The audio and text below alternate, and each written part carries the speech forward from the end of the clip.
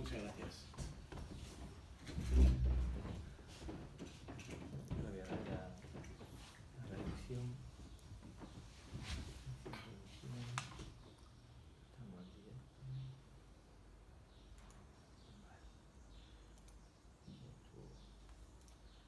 Presentación. Pues muy buenas tardes y empezamos hoy Gracias.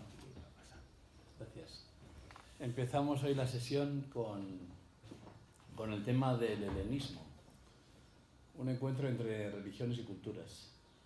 El helenismo es la época pues, que hay desde la muerte de Alejandro Magno a toda la expansión de la época griega hasta los primeros siglos de nuestra era, y haré una especie de sección de hablar un poco de San Agustín, no en general, que es muy amplio, sino un aspecto de San Agustín porque toma mucho de Platón y de Plotino, del platonismo, ¿no? Bien, un encuentro entre religiones y culturas, le he puesto aquí de nombre. Y haciendo un poco de índice, he puesto aquí como dos aspectos gordos. Uno, Alejandría, porque en Alejandría es donde se encuentra como el centro del helenismo. No es el único sitio, pero allí hay dos cosas importantes. Una, Filón, un judío contemporáneo al cristianismo, nacido en los años 30 a.C., fue muy importante, fue el comentarista bíblico por excelencia. Y el segundo aspecto es ya ver el lugar del cristianismo en esa historia de religiones y ver cómo cristianismo y helenismo se dan de la mano en Alejandría. Y hay una especie, un lugar también intermedio que fue precisamente allí donde se hace la Biblia de los 70, que es muy importante. La Septuaginta, que era el 72 y luego rebajaron a 70, la famosa Biblia, que también tocaremos un poco esto, ¿no? Y el segundo bloque, que será los primeros padres de la Iglesia, tanto en los tiempos apostólicos como después en las escuelas principales, nos centraremos en la Escuela de Alejandría, y uno que no es padre ni de la Iglesia, pero que es muy importante y que es como el maestro de San Agustín, que es Plotino. Plotino fue el principal neoplatónico, platónico que podemos ver. Vamos a desgranar estas cosas.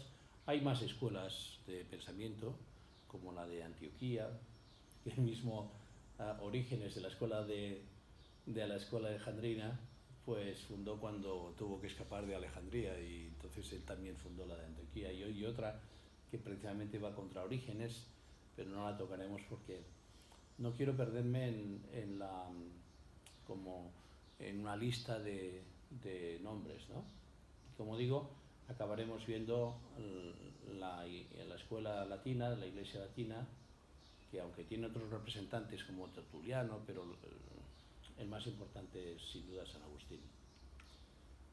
Bien, este es un ejemplo clásico, el que pongo ahora, que es el del elefante, que un montón de gente ciega pues tienen que, o con los ojos vendados, tienen que describir qué es lo que ven.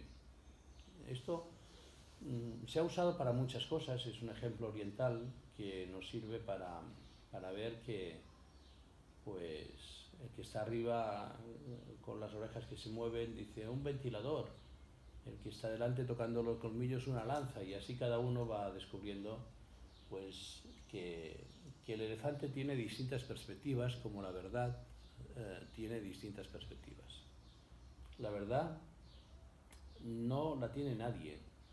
La verdad, los que creemos en la verdad, porque hoy día en el nihilismo ni siquiera hay concepto de verdad, la verdad está, como veremos en esta época, en el mundo de las ideas, es decir, el mundo más allá del que estamos, y podemos acercarnos a verla. Yo pienso que en ese sentido aunque podríamos profundizar y nos llevaría lejos, lo más sencillo es citar a Machado, ¿no?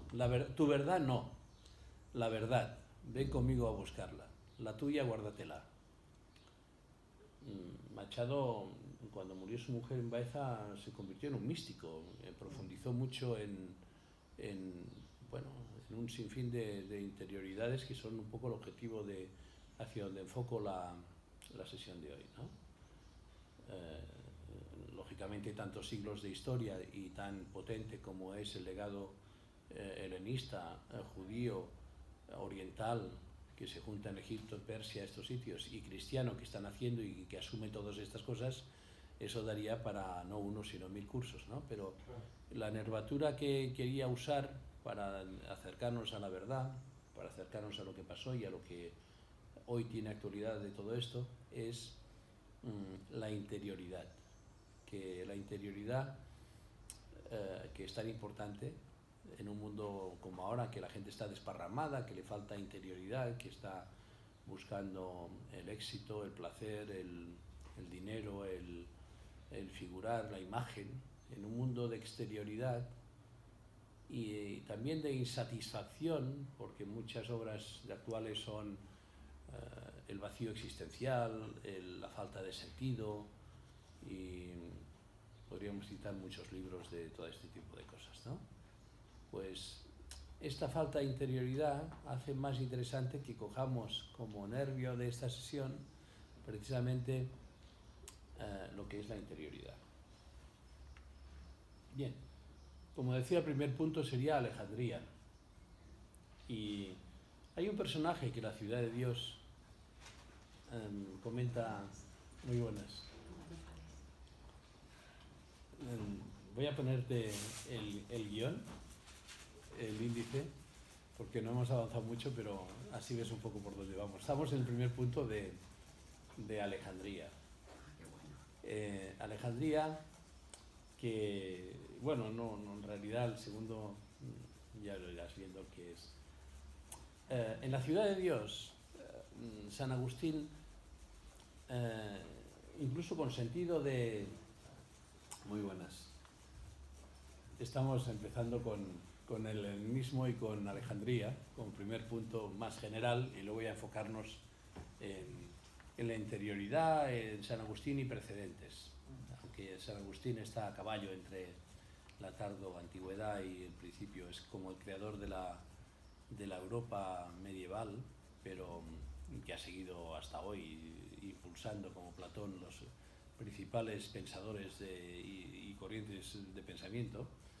Pues en la Ciudad de Dios, San Agustín parece que se ríe de todo el mundo antiguo, pero hace un divertimento que es explicar cómo era el mundo antiguo, que él ve que se está superando, y uno de los personajes que coge para explicar todas las corrientes que había en aquel momento era Varrón, como un pensador, un enciclopédico que tenía entonces. Luego se ríe de todos ellos porque dice que no tienen consistencia, es decir, que todos los esquemas divinos que tienen los antiguos no tienen consistencia. Y cuenta de que hay tres teologías. La teología mítica, que es la de los poetas, que como bien sabéis, Platón pues quiso apartarlo, aunque él puso mitos, es decir, él estaba en contra de la teología mítica, pero no de los mitos, porque el mito es el lenguaje que podemos usar, y es muy actual, muy contemporáneo. La narración, toda la historia de nuestra vida se basa en las historias que hemos escuchado. Es lo que nos han contado desde pequeños. La narrativa, nosotros en el fondo somos narrativa, somos el sentido de nuestra historia, no somos teoría, somos nuestra vida, que es una narración, ¿no? Y el mito es un tipo de narración. Pero basarlo todo en lo que se llama teología mítica, la de los poetas, pues es muy etéreo. No tenían por dónde coger aquello. Y la manifestación pública de esta teología eran los espectáculos públicos. Montaban un gimnasio, montaban una olimpiada, nombraban Dios o semidios a quien ganaba el maratón o lo que fuera, ¿no? Bien, bueno, el disco, el maratón murió pero después supongo que se incorporó a las olimpiadas, ¿no? El disco, la gimnasia, lo que fuera. Un segundo tipo de teología es la física, y esta es la de los filósofos. El concepto de naturaleza que tiene entonces marca un motor inmóvil, Dios es el uno, el absoluto, ya van viendo cómo van montando todo un sistema. Y precisamente en Ciudad de Dios, San Agustín dice que la teología cristiana da un sentido nuevo a la teología natural, que desmitologiza y le pone racionalidad. Pero en este tipo de pensamiento, que podríamos llamar también ilustrado o de tipo de la ilustración, no hay Dios, hay divinidad. Es un Dios relojero, no hay un Dios afectuoso, padre, cariñoso.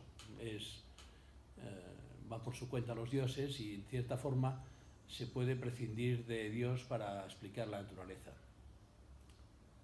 Y un tercer tipo de teología, política civil, que es la del pueblo, que tiene culto. Ahí no hay ni siquiera dioses reales, son inventados. Aunque mueren por ellos, porque la religión tiene que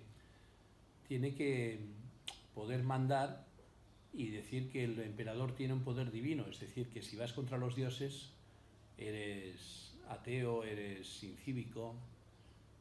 Y ese será el pecado de los cristianos y otros monoteístas, como pueden ser los judíos o ahora el Islam, porque el monoteísmo absolutiza, no juega con dioses que nos inventamos, ¿no?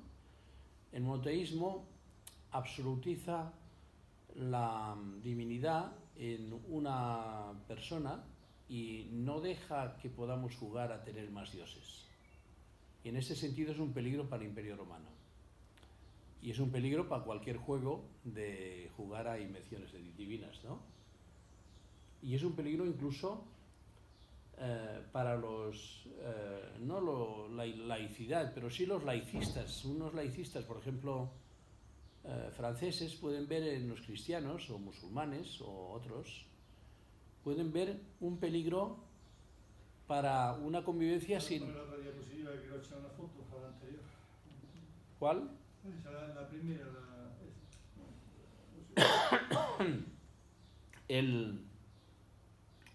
Le llaman fundamentalismo, y es verdad que muchos religiosos han sido fundamentalistas, pero no tiene por qué ser lo mismo.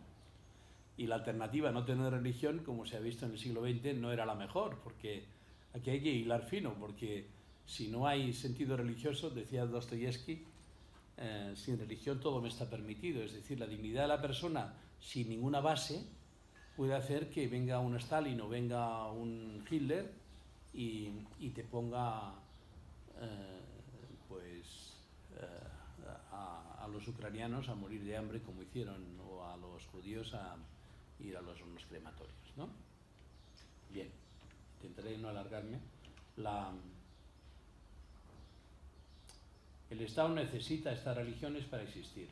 Y el Estado de Roma es muy amplio, como el griego, ¿no? Y acogen cualquier dios, sea egipcio o en cualquier sitio. Es decir, que cuando Cleopatra y el emperador romano dominan Grecia, dominan también Grecia, pero dominan Egipto, no hay problema en asumir los dioses egipcios y meterlos en el tinglado, porque en realidad había que hacer ver que se juraba a los dioses, pero no eran más que divinidades inventadas. Aunque eran supersticiosos, pero bueno, o sea que de alguna manera la Biblioteca de Alejandría, si os interesa la literatura sobre el tema, puedo pasar pues los apuntes que he usado para preparar esto, pero ahora prefiero no leer mucho ni poner datos, sino simplemente decir que fue una biblioteca que llegó a tener 400, 700.000 ejemplares, y algunos dicen que murió por hipatia, porque al matarla los cristianos la quemaron la biblioteca y otras cosas, pero no está muy claro. Hubo un incendio en el siglo I, pero fue no de toda la biblioteca, fue una parte de un palacio. Es decir, que se quemaron algunas de las obras, precisamente unas que iban a arreglar a Roma. La biblioteca cayó, dice National Geographic, con la entrada de los musulmanes, que dijeron que si estaban a favor del Corán, pues ya estaban en el Corán, y si no, y si estaban en contra había que quemarlos también, ¿no? Esta es la idea que dice un reportaje de National Geographic.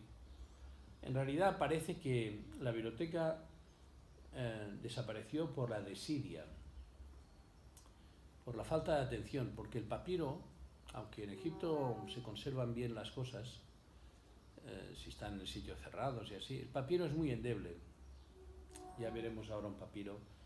El papiro, las plantas, había que copiarlas continuamente. Y si durante unos siglos no hay cultura, porque fue decayendo, desaparece la biblioteca. Y es una pena. La de Babilonia no sé cómo desapareció porque estaba en arcilla, ¿no? Hay que copiarlas continuamente. Dura unos siglos. No, sí, pero parece, hay un papiro famoso que era los Sirrinku, que hablaba de la historia de Egipto, de cosas, y ese un montón de libros. Sí, hay sitios de Egipto que tiene, como Granada, un nivel de humedad tan bueno que no hay hongos. No, al contrario, que será seco.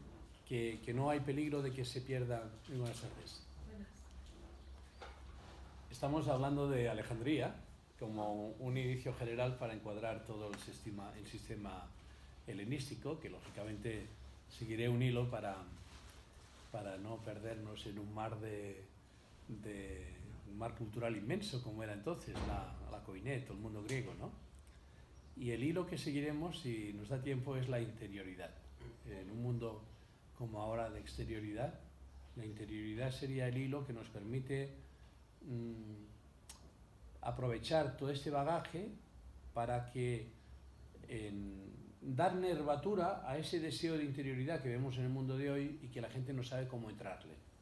Interioridad, si es un colegio de los maristas, pues te hablan de que es el Evangelio, pero no necesariamente tiene que ser un concepto religioso, sino un aspecto humanista, ¿no? de encontrar la espiritualidad en el sentido de interioridad como la gran manera que tiene el hombre, la mujer que tiene la persona, de ser plenamente persona.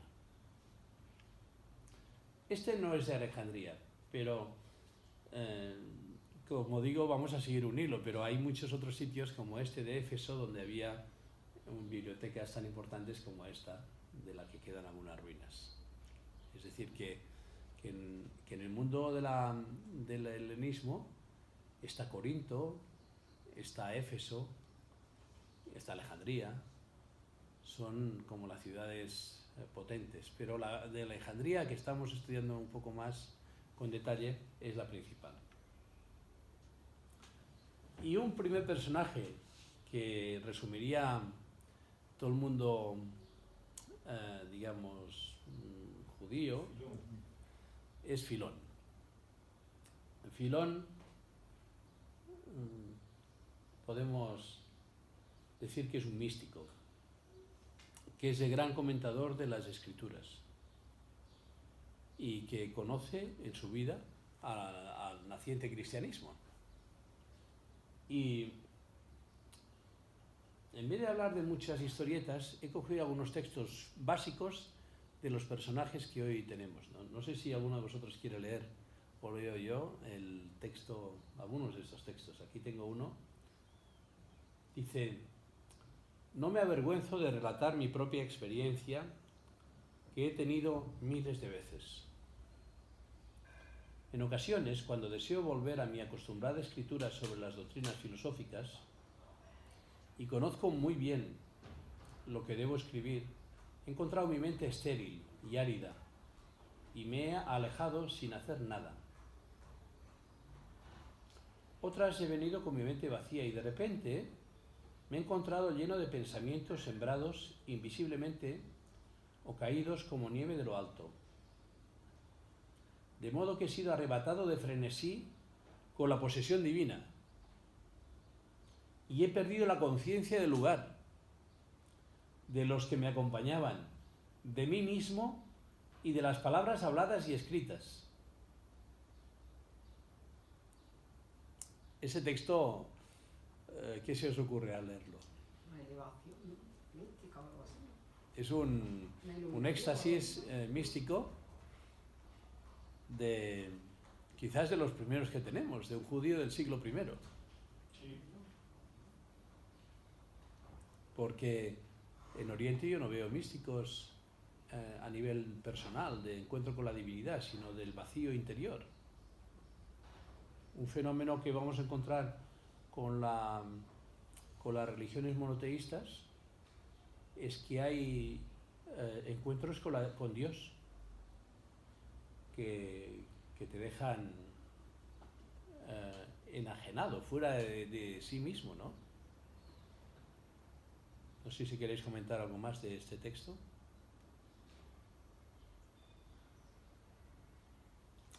El desierto anterior, Pero Filón era judío, ¿no? sí. Sí, es que ¿Era del siglo II, es contemporáneo nació el año 30 antes de Cristo, que es como de... más o menos nació pues 20 años antes que Jesús. Entonces era contemporáneo del historiador Flavio Josefo también. Yo pienso que es posterior, pero el problema de Flavio Josefo es que era tan bueno, que hicieron algo que lo mataron, que es lo mejoraron. ¿Qué? Que todo lo que es bueno se lo cargan. Lo mejoraron, lo hicieron tan cristiano que ya no te crees exactamente qué es lo que escribió Flavio Josefo, el judío. Fue el 37 después de Cristo, ¿no? No nace el 37. Nace el 30 y pico antes de Cristo. No, después de Cristo, por ahí. No, el Filón de Alejandría nace antes. No, digo el Flavio. Flavio después. Pero que el problema de Flavio es que en las antigüedades cristianas Sí. no encontramos un original fiable, sino que hay interpolaciones. Pero bueno, la historia de los judíos donde cita Cristo, ¿no? Sí, pero que hay algunos textos, porque no se han encontrado, los textos enteros no están, ¿no? Se han, digamos que es más fiel las cartas sobre Cresto, con errores, como el mismo nombre, que tenían los gobernadores romanos, que no el texto precioso de Flavio Josefo, que está maquillado. Pero bueno, Filón en cualquier caso es contemporáneo. Y vemos que es un místico que escribe mucho, pero quería fijarme solo en algunas ideas que me parecen especialmente interesantes. Fijaos que hay un desierto antes de la iluminación. El gran padre de la iluminación es Platón, que habla de que Sócrates tenía arrobos, se paraba y no sabía dónde estaba, a veces se encontraba como extasiado. Pero no eran éxtasis religiosos, eran éxtasis filosóficos. Ahora estamos entrando en un camino místico que beben lógicamente, la iluminación de Platón y que culminará en San Agustín y la línea posterior, como aquí estamos en el Colegio Mayor de los Franciscanos, pues es la línea más mística que ha seguido la historia y otros, ¿no? San Buenaventura, etcétera, ¿no? Pero aquí encontramos que después del desierto de aridez hay un momento de éxtasis, de visitación divina. Eso podríamos verlo en Teresa de Jesús, en San Juan de la Cruz, en muchos otros, pero aquí vemos un elemento muy primario, ¿no? de estos primeros años. Y además, cuando estás delante de esto, que San Pablo dirá, me elevé al séptimo cielo, no te importa lo demás. Trabajar mucho en una cosa, estás a un nivel superior y aquel trabajo pues no es lo primero en aquel momento. Bueno, ¿estáis ya cansados de textos o leo este también? Mientras nuestra mente derrama luz de mediodía, por así decirlo, sobre el alma entera, brilla en torno a nosotros y nos acompaña, estamos en nosotros mismos y no estamos poseídos. Pero cuando esta luz alcanza su ocaso, entonces cae sobre nosotros éxtasis e irrumpen posesión divina y locura. Porque cuando la luz divina brilla, la luz humana se oculta. Y cuando la divina se oculta, la otra se levanta y brilla. Y esto solía ocurrirles a los profetas. La mente que hay en nosotros se desvanece a la llegada del Espíritu Divino y a su partida vuelve. Porque el profeta, cuando parece hablar, en realidad está callado, y es otro el que utiliza sus órganos del habla, su boca y su lengua, para proclamar lo que él quiere.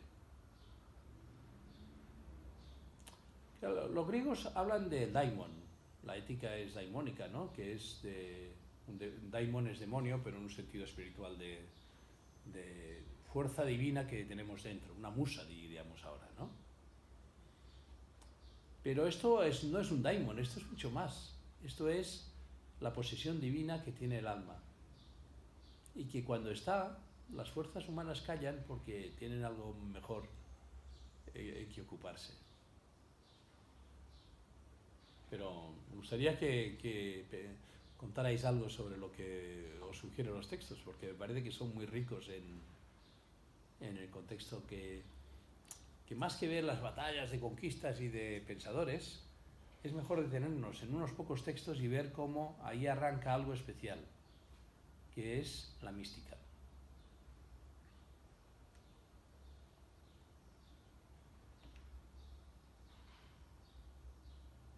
Otra. Sería como si un ser superior, ¿no? Usar ese cuerpo para expresar lo que quiere decir, ¿no? Algo así. Sí, por supuesto que sí.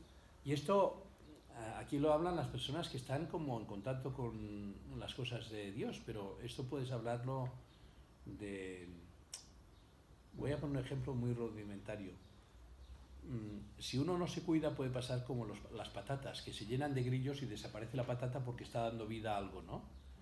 Así Miguel Ángel, escultor y pintor, Buonarroti, o el mismo Mozart, o cualquier otro, Van Gogh, por decir los más destructivos hacia sus personas, no podían dejar de seguir esa inspiración que les llevaba a tener que producir esa belleza, esa fuerza, sin saber ellos que también es divina, pero habían descuidado su persona.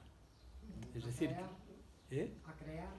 Esa creación puede empujarte hasta la propia destrucción, por lo tanto hay que cuidarse, ¿no? Para no desaparecer en dejarse llevar. Somos, como tú acabas de decir, instrumentos de una fuerza divina que nos lleva, como por el viento pues se pone en la teología católica la imagen de que es el barco llevado no por la fuerza de remos, sino por la fuerza del viento que empuja las velas con mucha más fuerza.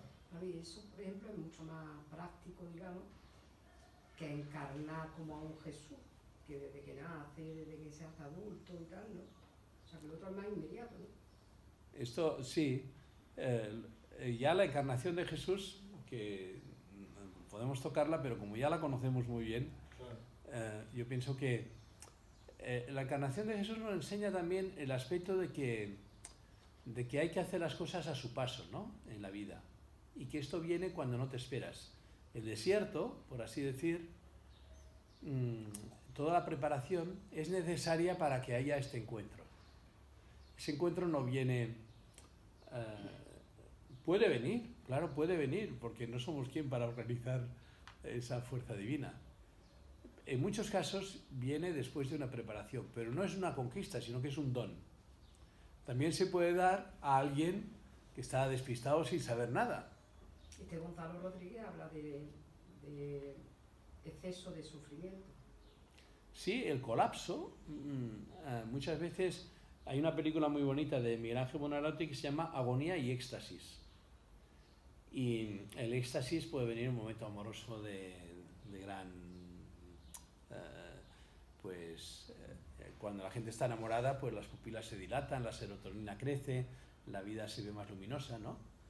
Pero no solo viene por ahí, sino que muchas veces es por el colapso del sufrimiento cuando uno ya no puede más. Y a veces está frente a la posibilidad del suicidio, de desaparecer o de aniquilarse, de decir ya no quiero. Pero en ese sobreponerse, Y ese despertar, o algo así. uno suelta deja que todo fluya, suelta la resistencia. Suelta la resistencia. A mí me pasó una anécdota que no recomiendo, pero que es tal como yo la viví. De pequeño me tiré en un sitio donde confluían unas aguas sin darme cuenta de que había un remolino. Entonces cuando nadé por ahí me tragó el remolino y yo quería salir y con toda la fuerza que hacía solo conseguía tragar agua hasta que ya no pude más y me dejé ir. Entonces salí unos metros más abajo. ¿Eh? Que menos mal. Gracias a Dios. Porque te va a arrancar Es abandonarse, ahora. porque... Pero que es un buen ejemplo para la vida espiritual, porque siempre que nos enfrentamos a algo, lo que se resiste persiste. En cambio, cuando dejamos, yo no hablo de seguir la corriente fácil, porque ya hemos hablado de desierto, de hacer un trabajo, ¿no? Pero cuando dejamos que todo fluya, y en el caso del sufrimiento, decidimos dejar de sufrir porque el sufrimiento tiene una parte de resistencia, aunque el dolor persiste, pero a mí me encanta el tema porque imaginaos que la persona son unas capas de cebolla, ¿no? En la parte más interior está el alma no sufre. Y si el alma está anclada en esa aceptación, dejar que todo fluya, o aceptar que todo lo que viene, a lo mejor está por llegar, que todo lo viene es aprendizaje, la mente, los sentidos, lógicamente si es un dolor de físico intentaremos curarnos, no seremos masoquistas, ¿no? Pero un ser querido que se ha muerto, que está sufriendo y vemos que sigue su proceso, pero nos hace sufrir ver que lo pasa mal. Ese tipo de aspectos toca nuestra sensibilidad, toca nuestro corazón, toca nuestra mente. Pero nuestro sufrimiento no es omniabarcante, porque en el alma vemos que esto tiene su sentido y tiene su lugar. El alma no sufre. Y se sufre menos porque se encuentra un sentido al sufrimiento a través de la confianza de que aquello sirve para un crecimiento. No sé si me he apartado del tema, pero me parece que... Bien. Otro texto sería: poseída por una sobria intoxicación, la mente está en éxtasis, como los amantes, llena de anhelo y de algo distinto y mejor. Casualmente, no me acordaba, hemos hablado de la agonía y el éxtasis, ahora estamos con la otra manera de crecer, que es el éxtasis, ¿no? Y llevada por este deseo hacia la extrema circunferencia del mundo inteligible, piensa acercarse al mismo gran rey. Pero precisamente cuando se esfuerza por ver los rayos puros e incontaminados de la luz total, fluyen sobre ella como un torrente, de forma que el ojo del entendimiento queda oscurecido por el deslumbrante brillo.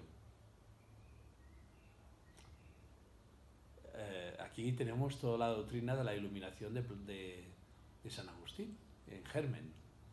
Aunque él no conociera a Filón, pero conoceremos a través de la Escuela de Alejandría, esta biblioteca, este ambiente cultural, veremos que esto llega a nosotros. Lógicamente aquí tenemos elementos orientales también.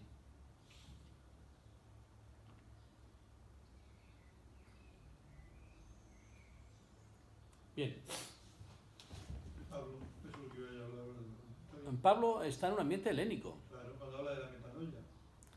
Y si Platón y los griegos hablan de purificación, Pablo hablará de metanoia, de renovación, de cambio, de... Bien.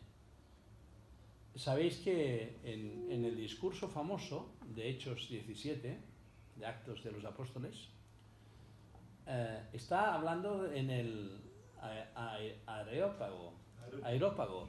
Está hablando en el núcleo de donde había salido la filosofía, en Atenas, donde le dicen, oye, ven y nos cuentas lo que tienes que contar.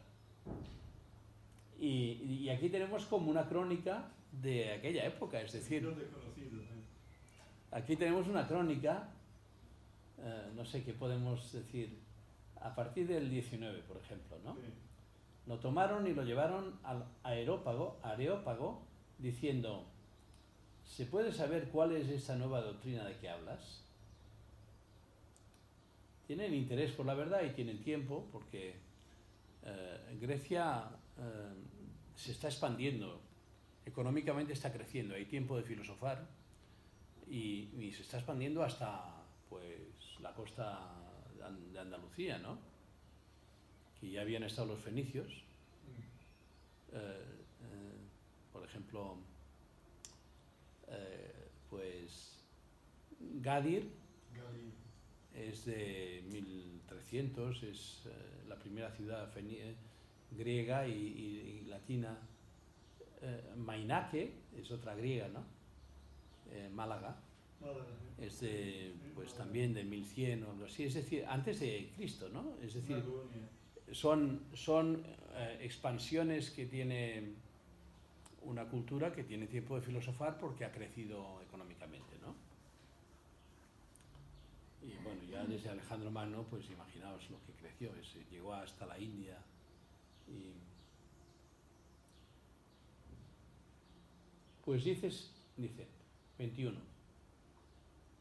Todos los atenienses y los forasteros residentes allí no se ocupaban en otra cosa que en decir o en oír la última novedad. Un poco despectivo hacia la filosofía. Eso será un aspecto de los primeros 2 siglos de los cristianos, que son un poco despectivos hacia la filosofía.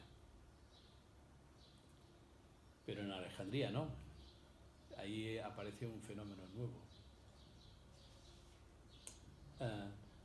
De pie en medio del Areópago, dijo, atenienses, veo que sois en todo extremadamente religiosos, porque he encontrado incluso un altar al Dios desconocido. Pues yo vengo a anunciaros este. Y entonces ya empieza, que no voy a leerlo, la explicación del Dios desconocido, que es el verdadero Dios, cosa que a ellos no les gusta, porque ellos son muy... como la cultura de hoy. Son muy, pues, sincretistas, cada uno tiene su opinión. Hay un fondo de nihilismo, de que la verdad, pues, vete a saber quién la tiene, lo que hemos puesto al principio, ¿no? El punto 32 es el central, dice, al oír resurrección de entre los muertos, unos lo tomaban a broma, otros dijeron, de esto te oiremos hablar en otra ocasión. La verdad no puede imponerse, tiene que abrirse paso por la fuerza de la misma verdad. A nosotros no nos gustaría que ahora yo os dijera, voy a decir cuál es la verdad y tú tienes que hacer eso. Me dirán, bueno, te oiremos otro día, porque la verdad, decía San Agustín, ut veritas pateat, ut veritas placeat, ut veritas moveat. La verdad nos tiene que gustar. Cuando algo que nos dicen, pues dices, mira, esto es interesante porque me suena, me resuena, intuyo que por ahí van los tiros, ya ponemos atención, entonces lo entendemos mejor. Y entonces la verdad es transformativa, porque cuando nosotros entendemos que algo hay que hacerlo, ya queremos tener una vida mejor, queremos que la verdad nos transforme. Eso en la modernidad se ha perdido. En la modernidad hay una descripción, los marxistas dicen estos otros. En la misma escuela no te hace mejor persona, porque parece que sea una cosa aséptica, que hay que mostrar conocimientos, y es un rollo, porque en realidad lo que necesita el niño o el adulto es que te motiven para sacar de ti tu mejor yo. y sin forzarte, sino que seas tú, no una violación de decir, yo te voy a...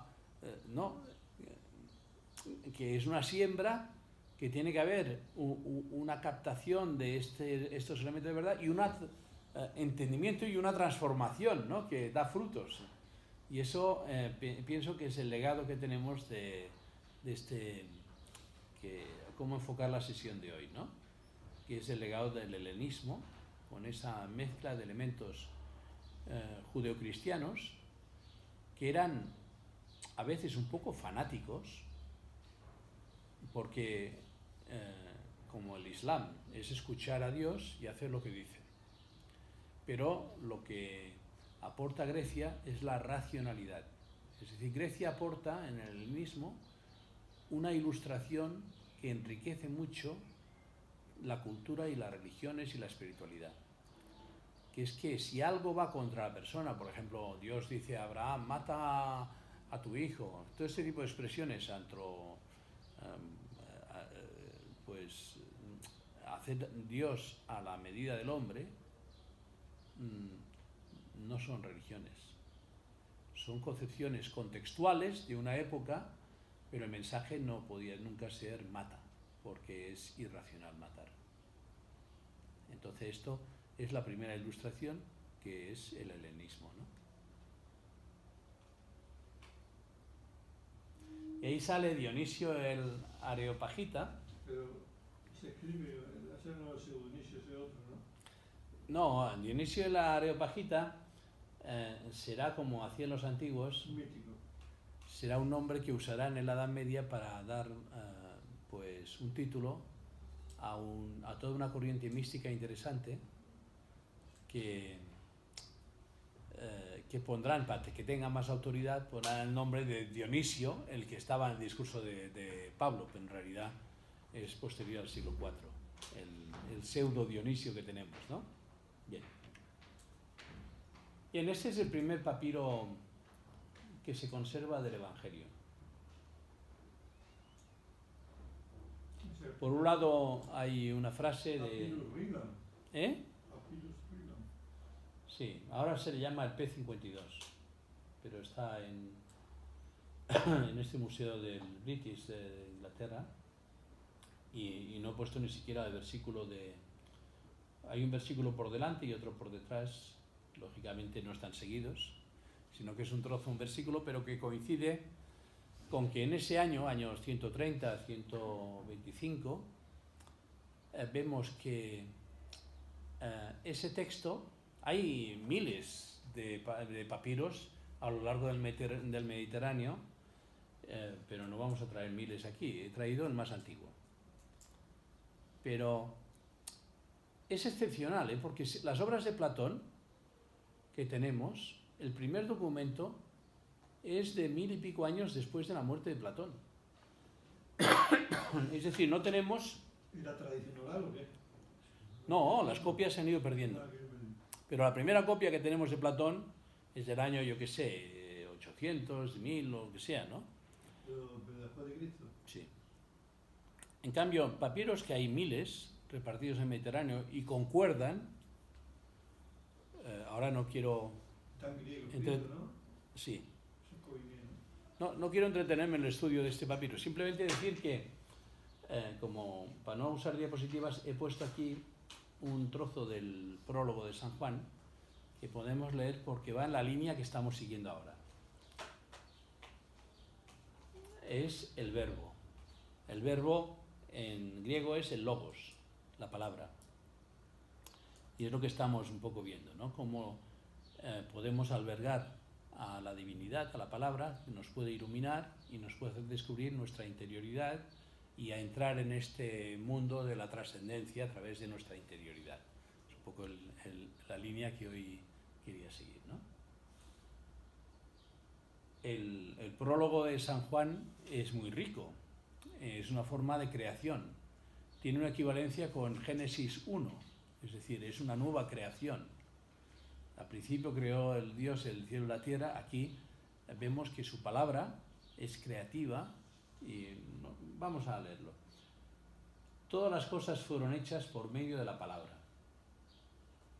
logos, verbo, según cada lengua, ¿no? Y sin ella no se hizo nada de todo lo que existe. A los griegos dirían, no, el nous, el entendimiento, viene del uno. La inteligencia viene del uno. Y el uno es el que está por encima, y después viene el que trabaja, e incluso hay gente que pone muchas escalas de los judíos, los griegos, los musulmanes más tarde, Plotino, por ejemplo, muchas escalas de trabajo, ¿no? de creativas, los maestros creadores, eso sigue hasta hoy en todas las formas gnósticas. Es decir, que el Evangelio de San Juan conoce la gnosis, el gnosticismo, pero lo que hace es, ¿cómo diría?, dejar que el Verbo Divino ilumine todo lo que hay. El Verbo Divino está en las semillas que invaden todo. En toda la persona, en todas las teorías hay algo de verdad, de estas semillas del Verbo, ¿no? Y estamos en un momento de que eso se unifica no en una especie de círculos de divinidades o de un Olimpo, sino en una visión trinitaria, una visión en que es el mismo Dios que se va manifestando. En ella, en la palabra, estaba la vida, y la vida era la luz de los hombres. Aparece la luz que nos ilumina. La luz brilla en las tinieblas y las tinieblas no la recibieron, etc.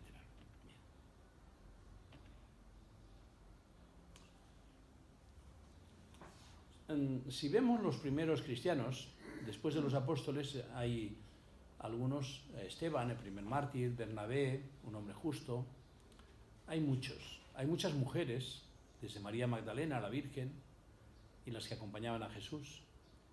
Pero siguiendo el hilo en que estamos nosotros, el primer personaje que nos interesa del primer siglo, que han estado con los apóstoles, es, hay Ignacio de Antioquía, que es discípulo de Policarpo, muchos, pero el primero que podemos hacer referencia es Justino. Justino hace sus apologías y un diálogo a Trifón. ¿Este es Justino Mártir o este es otro? Sí, Justino Mártir.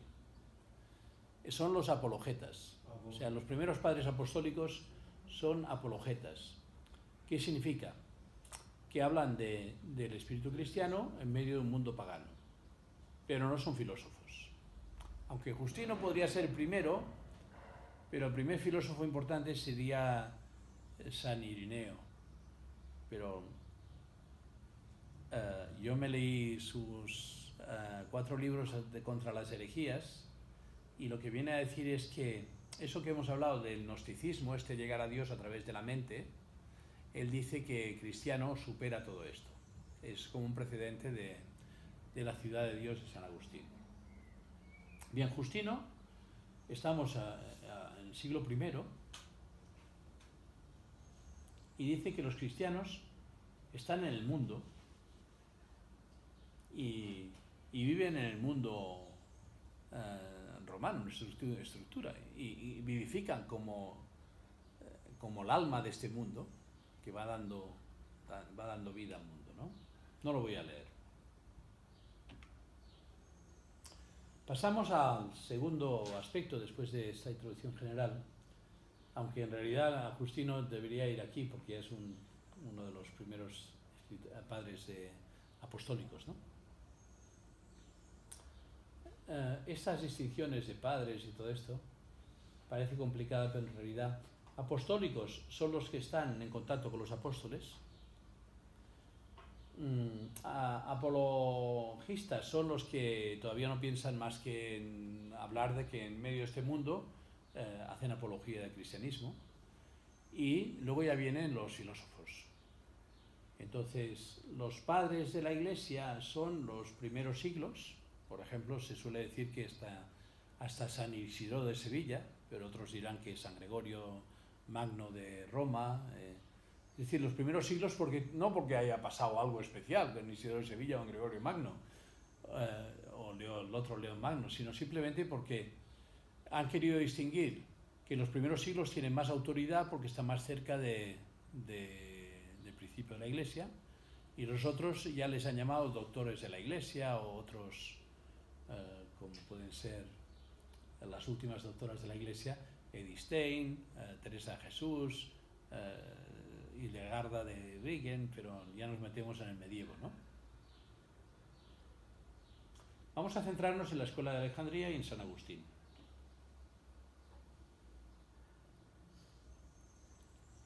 La Escuela de Alejandría, en el ambiente cristiano, el sabio más grande, quemaron sus obras y nos quedan las copias, era Orígenes. Sí, era la persona más potente del Oriente y estaba de discípulo de Amonio Sacras, un hombre que no escribió nunca nada, y otro discípulo que tenía era Plotino, que es el que vamos a hablar ahora. Porque de Orígenes, que es muy rico, pues para escoger a alguien he preferido escoger a Plotino, y en vez de hablar mal de todos, pues hablar bien hablar poco de muchos, hablar un poco con más detalle. Beben del mismo, a menos que hubiera otro Orígenes, pero en fin, es la misma escuela de Alejandría.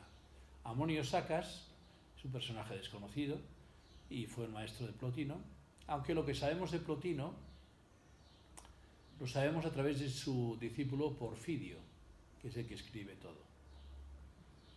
Plotino es un personaje peculiar, más bien asceta, y nos viene a revelar un aspecto que no había sido escrito, y es el aspecto esotérico de los antiguos. Yo no lo sé, pero dicen algunos entendidos que había una enseñanza de Platón y de todos los maestros que no se escribía, y a eso se le llama enseñanza esotérica, secreta. Bueno, pues el primero que lo escribe es Plotino.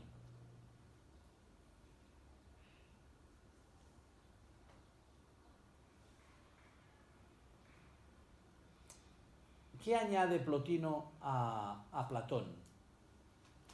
Es místico, es decir, ya conoce el ambiente cristiano, y añade el uno.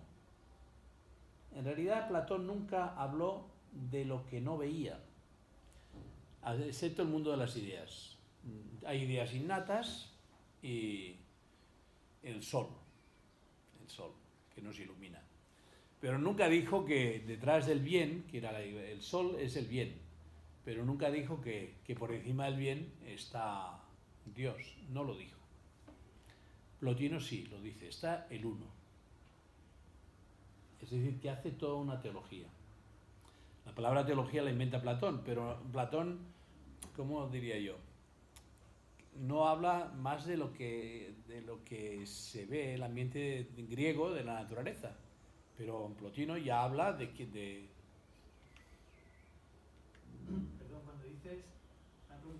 cuando dices detrás del bien, quiere decir el creador del bien.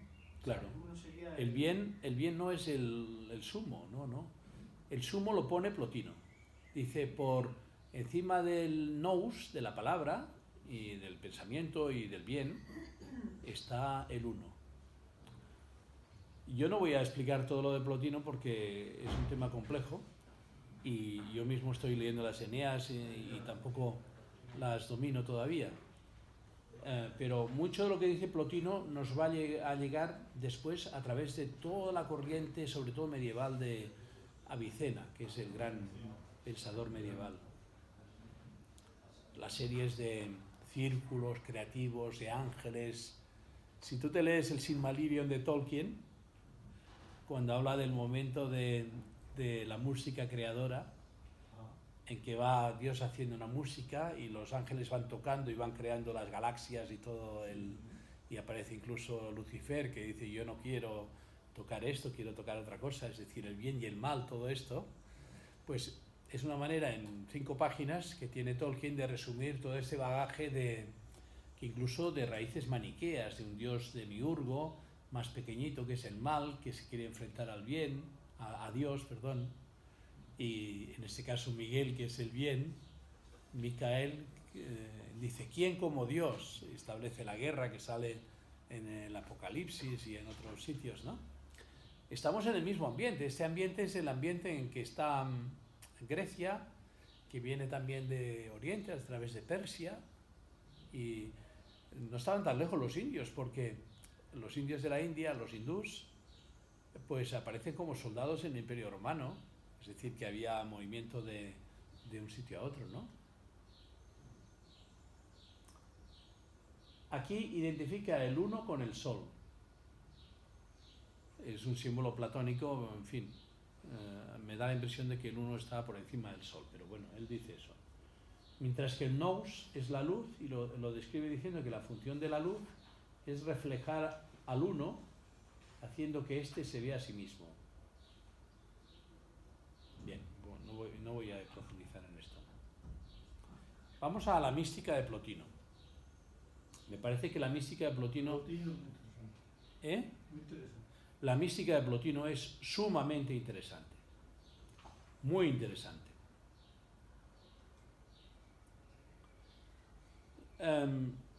Cuando Rousseau escribe las confesiones, María Zambrano dirá, esto no son confesiones, porque describe lo que ha hecho. Confesiones es lo que hace Agustín, que es transformarse. Porque una verdad que no sea transformativa no es verdad. Esto viene de ahí. Fijaos esta frase. Sin verdadera virtud, el Dios del cual se habla es un mero nombre. Voy a poner un ejemplo un poco burdo, para que se entienda cómo los filósofos tienen que ser místicos. En un desayuno de huevos con bacon, la gallina ha colaborado en el desayuno, ha puesto los huevos. Pero el cerdo ha hecho algo más que colaborar, está comprometido, ha dejado la carne. Muy comprometido. Está muy comprometido. Ah, porque está muerto. Sí, ha dejado la carne, ¿no? Se ha transformado. Sí, es decir, que la verdad, para esta filosofía, no ahora, ahora todos son opiniones y nadie hace nada y los primeros chorizos son los políticos porque no, la virtud personal y la colectiva no tienen nada que ver. No, para los antiguos, si tú no me hablas con lo que vives, no me hables porque no es cierto. Sí, como un ejemplo, ¿no? Como decía Sócrates o como decía... Sí. De esto es el mejor intérprete que tenemos de Platón en los dos caminos, la vía de los diálogos y la vía de la enseñanza esotérica, que Platón enseñaba a sus alumnos y no, sin escribirla, ¿no? A menudo me descubro a mí mismo escapando de mi cuerpo. Extraño a cualquier otra cosa, en la intimidad de mí mismo, contemplo una belleza maravillosa, pero tras ese reposo en el ser divino, regresando de la contemplación al pensamiento racional, me pregunto, ¿cómo llevo a cabo en la actualidad ese descanso? ¿Y cómo el alma pudo nunca entrar en el cuerpo, siendo en sí misma tal como la he visto, aunque esté en un cuerpo? Es decir, si estamos llamados a algo tan grande como la trascendencia, y que en algún momento de nuestra vida lo experimentamos, ¿cómo es que estamos tan aburridos haciendo un trabajo en el cuerpo? Claro, nosotros le contestaríamos, precisamente porque la vida es aprender y sin este trabajo en el cuerpo no estamos preparando nuestra alma para una trascendencia más plena, ¿no? La misma visión cristiana, por ejemplo, de la trascendencia es que todo el mundo tendrá, ya sabéis que antes se ponía como que se cogían algunas palabras de Jesús y otras no, para manipular las conciencias, ¿no? A ver si nos condenamos, a menos que nos portemos muy bien y a lo mejor nos podemos salvar. Bueno, pues hay que trasladar todo esto un poquito hacia la izquierda, es decir, o hacia la derecha, es decir, que el cielo será para que cada uno tenga según su capacidad. Pero no será café para todos. El que lleve un dedal, porque su capacidad de amar en la tierra sea de la dimensión, por perdonar el ejemplo un poco vasto, ¿no?, de un dedal, tendrá todo lo que puede tener. Es decir, la capacidad de un dedal. El que tiene ensanchado el corazón y tiene una piscina inmensa, su capacidad del chorro de las cataratas de esta luz y de esta contemplación y de este éxtasis en la trascendencia del más allá, ¿no? Porque ya dice Jesús, el reino de Dios está ya dentro de vosotros, empezando, ¿no? Es decir, toda esta, llamémosle felicidad, será plena según una capacidad distinta del que no se le ha ocurrido. Otra cosa, y no vamos a hablar aquí porque todos estos son reencarnacionistas, es decir, piensan que en esta vida no se acaba el trabajo, ¿no? Ya sabéis que la República de Platón empieza con un mito y acaba con un mito, ¿lo sabíais? El primer mito, el mito central, lo conocemos muy bien, es el mito de la caverna. Ya lo hemos estudiado todos, ¿no? Pero el primer mito es el mito del anillo de Giges, que toma Tolkien para hacer el Señor de los Anillos, y otros muchos antes, ¿no? De los anillos de la ópera de Wagner, de los enanos del Rin y todo esto, ¿no? Que es que tú te pones el anillo, te vuelves invisible y puedes matar al rey, casarte con la reina, hacer todo tipo de barbaridades, porque si no te ven, todo me está permitido. Sería la corrupción que vemos hoy en los políticos, ¿no? Y en otros que no lo son, porque el político no es más ni menos que lo que hay en la calle, ¿no? Más o menos, algunos estarán peor, pero... Y entonces Platón dice, no, si no te ven, tienes tu conciencia, tienes salud, tú haces el bien porque así estás mejor, porque eres feliz, y el anillo, como hace en la ópera de Wagner, lo tiran al río, o en El Señor de los Anillos, lo vuelven al fuego. No nos interesa la corrupción, porque no nos hace más que peores personas, ¿no? Pero por si alguien no lo escucha, acaba la República, que es una utopía muy bonita, con otro mito que se llama el mito de Er. ¿Mito de? E-R. ¿La ciudad era o qué era el mito? E-R. Así acaba la República. ¿Pero era la ciudad era o qué? No, ahora explico brevemente, aunque lo podríamos leer otro día, pero el mito de Er es que están las almas en el campo de las almas, preparándose para ir a una nueva vida.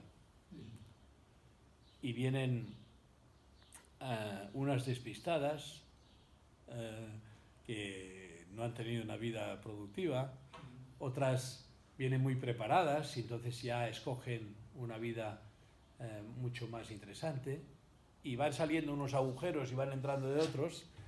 En este campo de las almas está el río del olvido. Ah, río del olvido, sí, eso sí. Que te tomas el agua y olvidas tu vida anterior. Eso está en la mitología griega, claro. Bueno, este es el mito con el que... Pero los que se han portado mal intentan salir del agujero y tal, y unos ángeles o demonios les empujan para... No, tú todavía no puedes, ¿no? Les empujan. Es decir, que el que la hace la paga. Las consecuencias de los malos actos supone un crecimiento más lento en el desarrollo del amor. Lógicamente, yo no creo en la reencarnación, pero sí creo en los mitos como formas de expresar lo inexpresable. En mi opinión personal, por si a alguien le interesa, es que todos estos, el mito es un elemento oriental de rito tardío, que no está en los Vedas. Está ya en los Vedantas finales, en los Upanishads, es decir, que no es un dogma absoluto, es un dogma relativo para intentar explicar lo inexplicable, ¿no? Pero yo veo que hay cosas mucho más explicables, que no son la reencarnación, que es... Ellos ven esta Tierra como lo único que existe, pero tal como conocemos el universo, nos reímos de que esto sea lo único que existe. Sabéis que la mayor parte del universo no lo vemos porque se está expandiendo a una velocidad superior a la velocidad de la luz. Por tanto, las estrellas no es que vayan a una velocidad superior a la luz. Es decir, sí van, pero no van necesariamente, sino que es como un globo en el que pintas estrellas y lo estás hinchando. El espacio se está creando ahora mismo a una velocidad que es inconcebible para mí, superior a la velocidad de la luz. Es decir, y algunos hablan de multiversos y de que, es decir, cuando vemos que nuestro sentido del espacio se ha roto por todo esto que estamos diciendo, ¿cómo vamos a alimentar la existencia a una sola dimensión? Si hay muchas dimensiones, por ejemplo, hay gente que está en contacto con los que ya han muerto. En realidad no están muertos, dice Jesús, viven en el Señor. Es decir, que hay otras dimensiones, ¿no? 40 se supone, ¿no? 40, ¿no? Ahí hablan de 40 dimensiones y en la línea, por ejemplo, de Gerardo Osmelny y otros. Pero, ¿a dónde voy? Que puede haber 1000 cosas que yo no conozco y no necesariamente tengo que perder mi personalidad, mi identidad, para seguir evolucionando en otras situaciones, llamémosle existenciales, ¿no? ¿Me he explicado o no? ¿Sí? Quiero decir, lo que llamamos, por ejemplo, cielo. El infierno ya lo hemos quitado bastante, ¿no? Porque el infierno ya está aquí para los que sufren, ¿no? O para los que necesitan seguir sufriendo, como le dan tortas a los que quieren salir. No, vosotros todavía no saléis, tenéis que seguir purificándoos, ¿no? Que es la idea judía del purgatorio, ¿no? Cuando yo era pequeño decían que Epulón, que no tiene nombre, el rico Epulón significa rico, pues no se merece ir al cielo como va Lázaro, el que come las migajas, ¿no? Bien. Y me habían explicado, esta es una clara visión de que hay infierno. Pero yo no me lo creía de pequeño, porque pensaba, ¿cómo va a haber, si está en un sitio donde, porque pensábamos que el infierno era como una especie de sitio, ¿no? Si está en un sitio donde no puede haber el bien, ¿cómo va a pedir a Abraham que vaya a avisar a sus parientes para que no vengan a un lugar como este que estoy padeciendo? ¿Cómo va a tener buenos sentimientos si está en contradicción con lo que me habéis explicado de que en el infierno no puede haber buenos sentimientos, ¿no? Entonces Benedicto XVI, en paz descanse, dijo, eso para los judíos no era, está hablando de los judíos, era lo que ahora llamaríamos purgatorio, es decir, que las almas necesitan una purificación, como lo que acabo de contar del mito de Er, ¿no? Como veis, en el helenismo se da esta comunicación de pensamientos, ¿no? Es decir, que en el cielo, llamémosle como quieras, no va a haber una mesa donde estén los verdugos con la víctima como si no hubiera pasado nada, sino que tiene que haber una metanoia, una conversión, una purificación, un cambio. Pero como de esto no sabemos nada, simplemente decir que no es que unos van al cielo y otros van al infierno, no. Hay así como en la tierra tenemos unos cursos en los que aprender, después de lo que llamamos muerte, continúa nuestro aprendizaje. Esta es la única idea que quería transmitir. Pero desde una óptica de reencarnación o de resurrección, ¿no? No, para mí no hace falta. Para mí no hace falta volver aquí, porque si hay. Que el alma continúa viviendo, da igual, al final que el alma continúa. El alma, todos estos están hablando de que desde Pitágoras y antes, Sí. y los antiguos desde Oriente, todos tienen claro Mente, alma y cuerpo, que el alma sigue. que el alma sigue. Sí. Simplemente El alma es digo. la esencia de Dios. El alma es luz. El alma es la esencia de Dios. Sí, no solo eso, sino que si hubiera tiempo ahora hablaríamos de cómo antes de estar aquí estábamos en Dios y tenemos una nostalgia de hacer nuestro camino a la tierra y volver a donde hemos nacido. Y eso lo dicen no solo los... ¿Eh?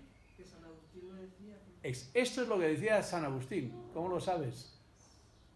Porque dicen que San Agustín... ¿Qué?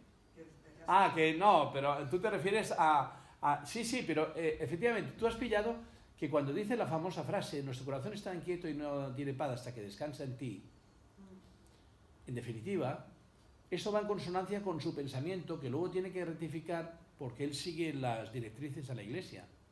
Pero en sus obras está esto, que vemos también en Plotino, de que venimos de Dios y volvemos a Dios. Y de hecho la teología, Santo Tomás de Aquino y cualquier otro, habla del exitus, de la salida, y del, se me ha olvidado la palabra en latín, del regreso. De salida y regreso a Dios. Pero la dogmática, o los dogmas, o como quiera llamarle, han impedido que este pensamiento tan bonito podía como desarrollarse más, ¿no? Bueno, me estoy enrollando mucho. Yo pienso que tendríamos que hacer un... ¿eh? Sí, hay que parar un poquillo. ¿Cómo? Que me suena que todo esto es platónico, ¿no? Totalmente. Plotino es la mejor traducción que tenemos de Platón. Aunque no sabemos si él puso algo, también Amonio Sacas, pero que recoge no solo los diálogos de Platón, sino también el pensamiento esotérico. ¿Y Plotino era cristiano? Llámale como quieras, porque él era un cristiano heterodoxo. Acabamos esta frase y descansamos, pero me interesa, sí, eso, el diálogo, para que veamos el aspecto cristiano de Plotino, sin ser cristiano oficialmente, ¿no? Bueno, hay muchos, por ejemplo, Lewis, ¿no? El famoso de la escuela de Oxford, amigo de Tolkien, ¿no? Que ha escrito las crónicas de Narnia y 1000 cosas de estas. Amigo enemigo. ¿Eh? Amigo enemigo. No tenían al final buena relación, parece ser. Pero eran del mismo círculo de Oxford. ¿Este era cristiano? Oficialmente no, pero de hecho sí.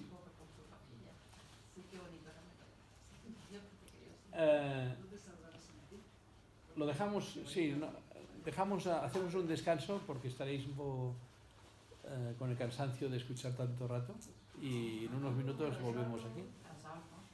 Connie Méndez dice, yo soy la esencia divina, sin tiempo ni edad, sin impureza ni imperfección. Me acerco porque no me he enterado de una palabra. La esencia divina. Connie Méndez, que habla de que yo soy, o sea, cada persona, yo soy la esencia divina, sin tiempo ni edad, sin impureza ni imperfección. Como que cada ser humano tiene esa alma. Y de hecho, voy a apagar esto porque me estoy haciendo también una grabación para mi